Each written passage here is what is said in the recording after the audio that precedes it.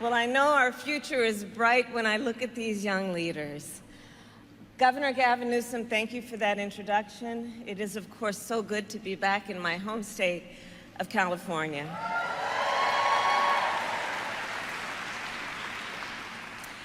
And to everyone here, on behalf of our administration, it is my honor to officially welcome you to the 9th Summit of the Americas.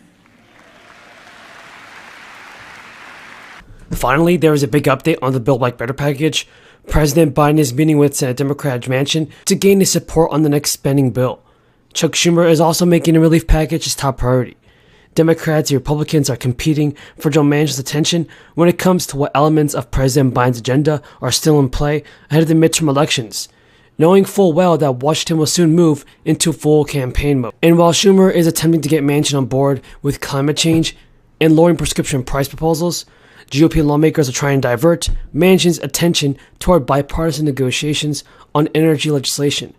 Schumer is privately trying to negotiate with Manchin on a budget bill that addresses climate change and lowers prescription prices. A West Virginia-based Democrat strategist told reporters that if Manchin gets something done within the parameters as he's discussed it, it's a possible yes from both parties. Now, Mike Lux, a Democrat strategist, said when it comes to the GOP side of things, Republicans are trying to run out the clock by pulling Manchin into energy negotiations and away from spending time on elements of Biden's Build Back Better agenda. So a group of 26 House Democrats piled more pressure on Manchin and Schumer to strike a deal by penning a letter last month warning that constituents will see a spike in health insurance premiums unless Congress extends premium tax credit enhancements. Mike Lux said it's critical to pass a budget reconciliation package to get a few more of Biden's domestic priorities enacted, especially legislation to extend Affordable Care Act subsidies that are due to expire. A group of 26 House Democrats piled more pressure on Manchin and Schumer to strike a deal by writing a letter last month warning that constituents will see a spike in health insurance premiums unless Congress extends premium tax credit enhancements. Schumer met with Manchin at least twice in his office before Memorial Day, and the Democratic leader said he's not going to give up locking down what Manchin's vote is. And Manchin has given Democrats hope by saying that at a minimum, Congress should be able to pass prescription reform. Speaking at an event in West Virginia, Manchin and Democrats must pass legislation to lower prescription prices before the midterm elections. Democratic strategists say getting just a few pieces of Biden's agenda passed would get a major boost to vulnerable Democratic senators and Republicans and representatives that are in the midterm elections. Now, President Biden just announced his administration had secured 33 million bottles of safe infant formula. It is an announcement from Twitter. The president shared that over 127 million bottles of safe infant formula are heading to U.S. shelves as soon as possible. The announcement comes amid a baby formula shortage stemming from a Michigan plant closing over contamination concerns. The Biden administration has taken over other actions in response to the shortage, including the Defense Production Act, creating a consent decree with the FDA to reopen a nutrition facility, and issuing FDA guidance to import formula that is not being produced in the United States. On Thursday, the White House launched a new website that tracks the actions the administration is taking to get more baby formula to shelves. The administration had previously launched Operation Fly Formula Mission to airlift formula from Europe and Australia to further combat the shortage. The administration announced a third and fourth wave of this mission, that will begin shipping baby formula next week. Federally chartered planes are bringing millions of bottles of the popular UK brand to America. Lawmakers have announced that the budget surplus is big enough to give Americans a $1,000 stimulus check. So as California mulls whether it's possible to send another round of stimulus checks out to deal with a massive projected budget surplus, one lawmaker made the case for more tax rebates. The Republican State Senator Brian Jones used grains of rice to break down the projected budget surplus, which is estimated at $45 billion.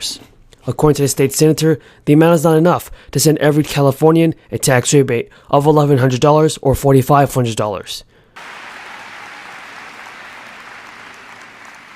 As many of you may know, I am a proud daughter of California. I represented this state as Attorney General and as a United States Senator, and I am proud to call Los Angeles my home.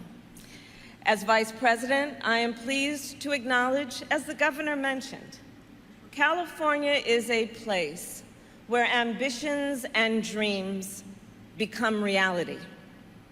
And so we all gather in Los Angeles this week for the Summit of the Americas with big ambitions.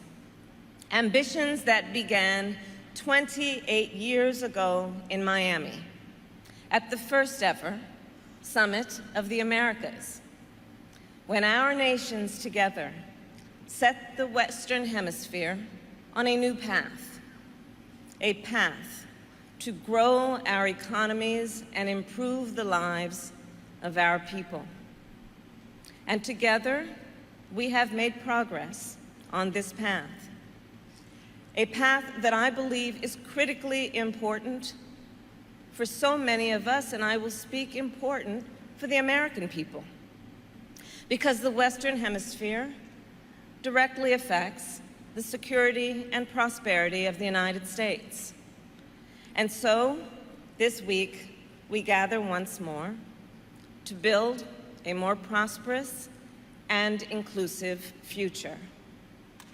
I look out at this room, and I see representatives of so many different countries and communities. We are joined, of course, by heads of state, and we are joined by youth leaders. We are joined by CEOs, and we are joined by labor organizers, women entrepreneurs, activists, and advocates. So here's how I see it. Stocks are heading south again here into the close. We're still at the worst levels of the session. We're down now more than 1%, though, on the S&P. Scott Wren joins us, Wells Fargo Investment Institute Senior Global Market Strategist. Scott, what do you tell investors and clients to do on a day like today? Are you a buyer? Well, I tell you, Sarah, you have to have an outlook that's longer than 3 or 6 months if you're going to be a buyer in stocks here. Really, since the beginning of March, we've been reducing risk in portfolios, particularly for people who have a very short-term view, or they have a cash liquidity need over the short term. But if your view is out, 24 plus months, 12, 24, 36 plus months on bad days, but particularly bad weeks, and we're obviously well off the lows here.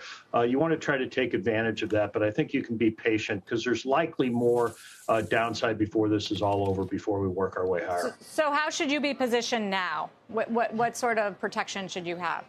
Well, let me tell you what we've been doing. I mean, we've really reduced the cyclicality. So we backed off of financials. We backed off of industrials, consumer discretionary. We've upgraded healthcare and staples and utilities. We've taken money out of equities, which we had leaned hard toward for 18 or 20 months, and we put that in